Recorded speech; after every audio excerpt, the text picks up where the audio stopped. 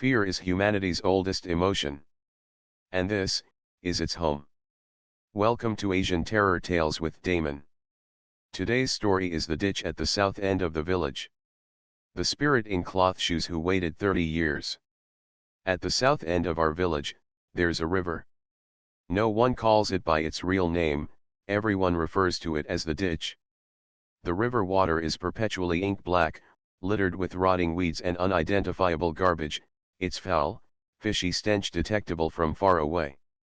The reeds on the bank grow taller than a person, rustling like someone grinding their teeth in the shadows whenever the wind blows.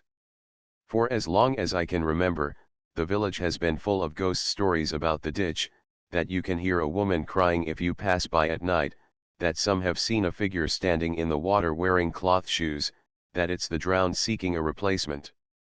But Qiang and I weren't afraid. We'd been inseparable brothers since we were in diapers. He was tall and brave, I was quick-witted and curious.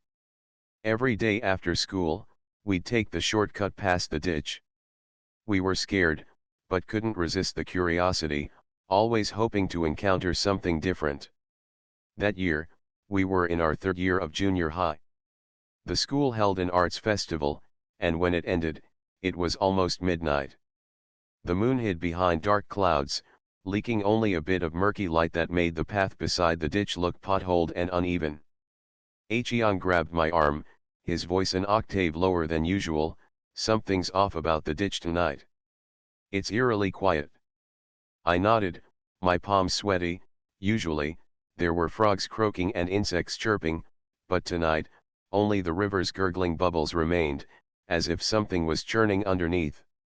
Just as we quickened our pace, we suddenly heard a splashing sound from the water, like someone struggling. "Who's there?" Qiang shouted, his voice echoing in the night. The sound didn't stop, instead, it grew more frantic. We looked at each other, forgot our fear for a moment, and ran towards the riverbank following the noise. The reeds blocked our view. Qiang pushed them aside, and I raised my phone's flashlight. What I saw nearly made me sit down on the spot. A black shadow emerged from the water, slowly standing up. It was dripping with black water, its clothes tattered and clinging to its body, its hair wet and drooping. Its face was as white as paper, with two black, hollow pits for eyes. What made our scalps crawl most was the pair of old-style cloth shoes on its feet, the uppers soaked and rotten, the soles still caked with black mud from the river bottom. "Run!" Qiang reacted quickly, pulling me as we turned and dashed towards the village. I felt a chill down my back, convinced the shadow was following us, its footsteps splatting through the puddles.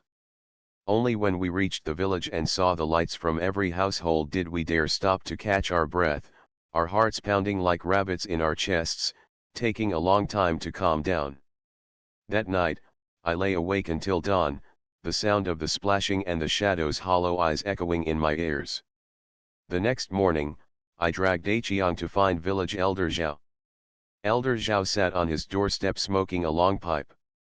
After hearing our story, he knocked his pipe bowl dong against a stone, his face darkening. "You encountered Li Guoxiang," he said.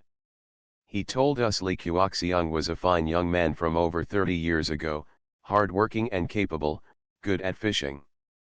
But when he was 24, he went to the ditch to fish one night and never returned. His body was found 3 days later, soaked in the water. He was wearing a pair of cloth shoes, Elder Zhao sighed. I heard those shoes were made for him by his sweetheart. He couldn't bear to take them off. His sweetheart? Qiang and I asked in unison. Elder Zhao nodded. Chen Xiulan, old Chen's daughter from the east end of the village. Back then, the two families' wealth was mismatched. The Chens didn't approve of the match and forced them to break up. Less than half a month later, Guoxiang had his accident. Our hearts sank, we felt there was more to this. After school, we buried ourselves in the old newspaper stacks at the town library. After 3 days of searching, we finally found a short article from 30 years ago titled "Youth Drowns After Slipping While Fishing." It only mentioned Li Guoxiang's name, nothing else. We then went door to door asking the village elders.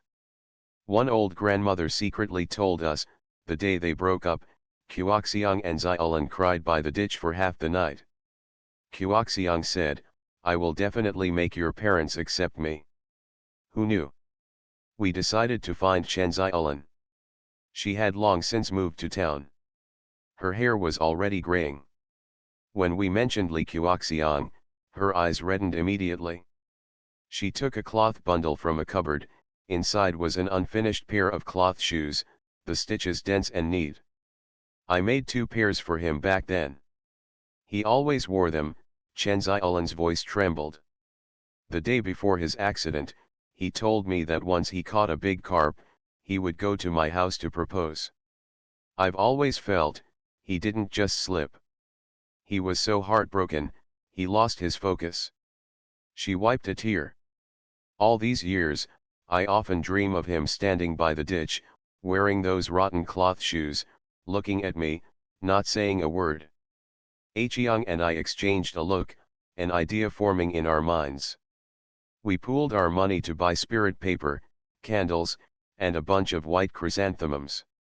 We chose a moonless night and went to the ditch. The reeds were still tall, the river still black.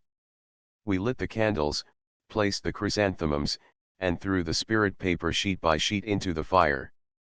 Brotherly, Qiang called out to the river, "Auntie Chen has always missed you. Please don't linger anymore." I added, "We understand your feelings now. Rest in peace. Don't be trapped here anymore." The flames crackled, reflecting shimmering ripples on the water, as if someone was nodding. That night, we didn't hear any strange sounds or see any shadow. In the days that followed, the ditch regained its usual liveliness, the frogs and insects returned. No one ever reported seeing the figure in the water again. Later, Qiang and I tested into high school in the city and rarely returned to the village. But every time we went back, we'd make a detour to see the ditch. The reeds were still tall, the water still dark and heavy, but that eerie feeling was gone. We both understood. Li Guoxiang wasn't a malicious ghost, just a young man who left with regrets. He didn't want a replacement, he just wanted acknowledgement, a proper farewell. This incident stayed with me my whole life, and it taught me, whether human or spirit, if the attachment in one's heart is seen and fulfilled, it can be laid to rest. That river called the ditch is no longer a frightening, haunted place, but holds a gentle, regretful story from the past, reminding us to cherish those before us and not let regrets become lifelong burdens. Thank you for joining me on this journey into the dark. Until next time, when we shall unveil more terrifying tales.